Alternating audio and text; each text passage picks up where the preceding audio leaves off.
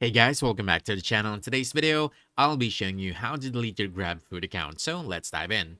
First things first, please do keep in mind there's actually no delete account button anywhere in the app. Instead, you must submit a help ticket through the app or email Grab directly to help you delete your GrabFood account. So let me show you how to do that. On the dashboard, all you have to do is just click on the profile icon at the upper right corner of the screen. Then you want to scroll down until you find Help Center.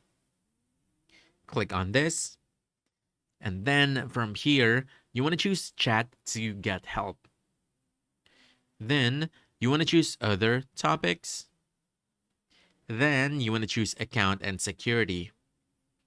And this is where you'll have to request the support to help you delete your GrabFood account.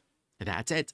Now you know how to delete your GrabFood account. So if you found this helpful, don't forget to hit the like button, subscribe for more quick guides, and I'll see you in the next one. Thanks.